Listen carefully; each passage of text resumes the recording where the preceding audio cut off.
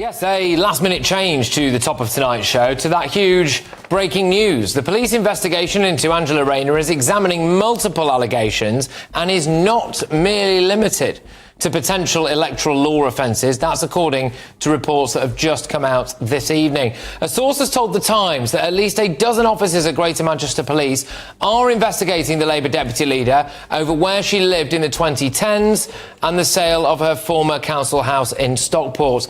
Police are reportedly examining tax matters and other issues on top of the question of whether Rayner gave false information for the electoral register when she lived between two former council houses in Stockport in the 2010s. Look, to hopefully shed a little bit more light on this, I'm joined now by the political correspondent at The Spectator. It's James Heal. James, look, thank you very, very much. So what are these latest developments then? It's just landed moments ago. Yes, absolutely. So this is a story in The Times. And What happens when a top government official stands accused of manipulating elections to block political opponents? Is this a necessary restructuring or an attack on democracy? Let's break down the explosive allegations against Angela Rayner and why are millions outraged. At which we can confidently predict Labour are going to be humiliated, because everyone is sick of Labour. They'll vote Reform, they'll vote even Tory, they won't vote Labour. Everybody hates Labour because everybody hates Keir Starmer and his crap cabinet. So they're going to be humiliated. So guess what way that Keir has come up with to avoid this humiliation, this embarrassment? It's going to cancel a load of the elections and say, oh, well, you know, we're going to redraw the borders of a lot of these council areas, so therefore it wouldn't be worth having these. He's going to cancel the elections so that Labour isn't humiliated in the local polls come May. That's a disgrace. And Nigel Farage is absolutely... Angela Rayner, Deputy Prime Minister, is facing mounting legal scrutiny over claims she postponed local elections to block Reform UK's rising popularity. According to reports, 9 council elections impacting over 5 million voters have been delayed until May 2026 under the guise of local government restructuring. Angela Rayner is seriously considering scrapping voter ID rules and potentially exploring granting voting rights to foreign nationals. This raises even more extremely uncomfortable questions for our government, doesn't it? And of course, Elon Musk has gone as far to suggest that Keir Starmer is importing voters, but I possibly couldn't comment. But let's get the thoughts of my panel. We have the head of communications at the popular conservatism brand, Annuncia Rees-Mogg, fitness expert and journalist dubbed the Green Goddess, Diana Moran, and former Labour Special Advisor, Paul Richards. Annuncia, I'll start with you. But critics argue it's a thinly veiled attempt to save Labour from a humiliating defeat. Are they right? Let's break it down. Rayner, during heated parliamentary sessions and legal proceedings, reportedly broke down in tears defending her decision. But legal experts warn if found guilty, this could amount to abuse of power with severe consequences for her political career. Brits to win Essex County Council, but the voters in Essex and Norfolk and Sussex and Hampshire and the Isle of Wight and Thurrock and Suffolk and Norfolk, they will be denied the opportunity to vote on May the 1st this year. The elections are cancelled. Now, I thought that only dictators cancelled elections, but no, this is the connivance of a now terrified Labour Party, and boy, didn't we see that today at Prime Minister's questions. And I was being shouted down from all sides. It was almost like old days in the European Parliament. I was thoroughly enjoying myself. And Conservative-led councils, who of course want to keep their money rolling for at least another couple of years. How long the cancellations last, whether it's 1 year or 2 years or more, we don't know. What we do know is that the reorganisation of local government is going to take up to 3 years to complete. And given... Nigel Farage, leader of Reform UK, isn't mincing words. He's accused her of blatant election interference, calling the delays an attack on democracy. Farage claims Labour's fear of Reform UK's growing momentum, especially in Conservative strongholds like Tory and Essex, motivated the postponements. A recent poll places the Reform UK party at a historic 29% popularity, overtaking the Conservatives at 18%. So, Farage warns Labour and Angela Rayner in particular know they are a threat. Inevitable humiliation that the Labour Party will suffer come May, because they're going to get a shellacking in the local elections. They're going to get humiliated. So what's she trying to do? She's trying to stop the elections. It's outrageous. Yeah, it is to do with that. I mean, I know people saying, oh, but it's happened before. Boris cancelled them in 2020. No, it was COVID. It was completely different. This situation is, I mean, some of the by-elections that have been happening in the last few weeks would indicate that Reform are going to do pretty well in the next local elections. And in some rural areas, you know, the rare rural areas that Tories, that Labour are doing well, the Tories and Lib Dems will do probably quite well as well, possibly Reform. So it's ultimately, let's try and reframe this. Let's talk about that we're doing sort of boundaries, new positions and the rest of it. But ultimately, they're running scared. But instead of facing voters, they're rigging the system. So legal action has been launched, with courts set to determine if these delays breach electoral laws. The backlash is fierce, especially on social media, with hashtags like the hashtag Rayner resign and the hashtag Save Our Democracy trending. Also, protests are erupting in major cities demanding immediate elections. Key opposition figures are accusing Labour of hypocrisy, citing their past outrage over Conservative controversy. Even some Labour insiders worry the fallout could derail their general election strategy. A Conservative MP, Kevin Henry, slammed the decision, calling it a socialist agenda disguised as devotion. However, Rayner argues the postponements are about efficiency.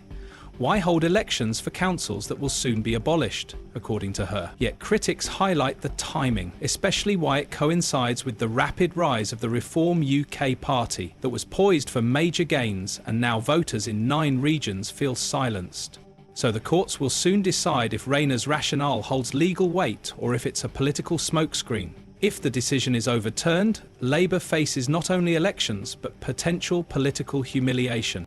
Elections that were due to take place in council areas in May and have been postponed by the government because of some reorganisation that's been going on in those council areas. So the government's argument is basically we're kind of rejigging these council areas, so what's the point in spending all the money to have the elections to authorities that won't be there in that form anyway for very long. What Nigel Farage says is that rejigging might take longer and that essentially they've accused the government of running scared. They've accused the government of basically stitching it up with the Tories because they say they believe that Reform will make major inroads at these council elections. So that is what he's saying. But some people, particularly those not wearing red rosettes, are smelling something a bit fishier than a troller captain's beard. The crux of the issue is the timing of this delay. It just so happens to coincide with a surge in popularity for Reform UK. Because Reform is on the rise. Well, far be it from me to imply that there is an element of conspiracy here, but it does actually reek, to be perfectly honest. Look, basically where we start from is actually a sensible place. The idea, at the moment, you've got parish councillors, county councillors, district councillors, regional mayors. You know, you've got a massive, great tier of administration. It's a good idea to get shot of that and actually compress them down and have, so that you actually have more say in who you're actually voting for. However, if the idea is, the justification is that if they don't have them this year, they're going to put them forward till next year. I think that if Reform wasn't snapping at our heels, and I speak to both the Tories and Labour there, then I rather doubt that this would have happened. So I think it's very, very convenient, and the fact is most of the councils that want to put them off are Tory councils. I think it's pretty silly. There's got to be some way we can work it out. Let's go ahead with May. We're all geared up for May, and then if we have to A party that's been nipping at the heels of Labour like a particularly persistent Jack Russell. This has led to accusations that Rayner is trying to move the goalposts, just as the other team is lining up for a penalty kick, which, let's be honest, wouldn't exactly be in the spirit of fair play. It's the kind of move that makes you wonder if someone's been taking advice from dictators on how to run an election. Now, to be fair to Rayner, she's denied any wrongdoing and insists that this is all about good governance and has absolutely nothing to do with the fact that her party might be facing a drubbing at the polls. Conservatives were the ones that started the ULEZ scheme and put us on this track, but both Labour and the Conservatives now need to really reflect on that and come up with a scheme, because this isn't just about London, this is coming. But as we all know, in politics, timing is everything, and this particular piece of scheduling has raised more eyebrows than an oil paint exhibition. This brings us to the £1 million question, or should I say the million vote question. Is this a legitimate exercise in governmental efficiency, or is it a cynical attempt to cling to power? My study of history tells me that only dictators cancel elections, all right? And I think what's going on here is wrong at every level. Let's have the elections and then let's have a public debate about this dog's dinner of a proposal that we're getting from a Labour government. They didn't even put it fully in their manifesto. The idea that we get rid of district councils, all that does, it leaves our rural areas, our small towns, even more vulnerable to the decisions taken by big towns and big cities. And then over that we have a mayor, which frankly, most people don't want. OK, I mean, the thing is, millions do vote for mayor. Entering the stage is Nigel Farage, the man who's never met a microphone he didn't like or a political debate he won't involve himself in. Farage, the leader of Reform UK, has predictably gone apoplectic. He's calling the delay a blatant attack on democracy. Farage, who never wants to miss an opportunity, is using this controversy to paint himself as a defender of the little guy, a champion of the people against the big, bad Labour machine. The possibility looks very likely that the government's going to cancel or postpone those local elections. Again, we saw it last May. May the 6th, it's local elections in England, police and crime commissioners, Welsh Assembly elections, Scottish parliamentary elections, all taking place. Of course, America was able to hold an election, postal ballots. You know you don't like those, but an awful lot of people are voting by post, or we could have voting, say, 3 days to vote, so people weren't in a situation where they were queuing up very closely in the polling stations. But is there any justification for those elections to be cancelled? No, this is outrageous.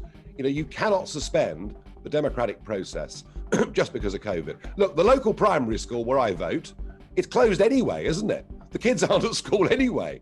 So rather than saying to people, all vote on one day... He's been holding rallies, firing off tweets with more exclamation points than a teenager's text message, and generally doing everything he can to turn up the heat on Rayner. But here's the thing. Farage might be a one-trick pony who's basically been playing the same tune on different instruments for the last 2 decades, but that doesn't mean he's wrong. The timing of these delays is undeniably suspect, and it's perfectly legitimate to question the motives behind them. Astonishing news. It's happened. A major poll, a proper poll by the Telegraph, a YouGov poll. So this is serious stuff. They've done it. Reform have now overtaken the Tories. I'll read out the numbers. Labour's still on a sort of unassailable 37%, 37 points. In second place now, Reform UK on 19, and in third place, the Tories on 18. If you're at all interested, Sir Ed Davey, watersport fan, his party. To fully understand why Rayner might be tempted to resort to such tactics, we need to look at the political landscape. Reform UK Farage's party has been enjoying a surge in popularity fueled by dissatisfaction with the current government in general. It's like the political equivalent of that one friend we all have who goes on a health kick and swears off carbs, then ends up demolishing a whole pizza at 3 a.m. Recent polls have shown Reform UK gaining ground, particularly in areas that were once considered Labour strongholds. Around, they're saying, what else is out there? And they say, oh, thank heavens there's someone with some common sense who's going to say, right, this is how you make work pay, how you get people off benefits, this is how you reform our healthcare to get rid of waiting lists, and this is how you freeze immigration to create some wage growth, to ease the pressure on housing and public services, and this is how you try and make our streets safe again. These are the policies that people talk about, not some of the other nonsense that the main parties sort of waffle on about. Well, I mean, the Labour manifesto was unearthed yesterday. You guys are going to produce not a manifesto, but some kind of contract, which we'll talk about a bit more in a minute. But people are saying about Labour today... This information has sent a shiver down the spines of Labour MPs, who are starting to fear that their grip on power might be slipping. It's like realising that your once reliable car is starting to make funny noises and might be on the verge of a breakdown. No one wants that to happen, right? Pay too much attention to the polls. We all know that's not true. Are you worried about what's happening?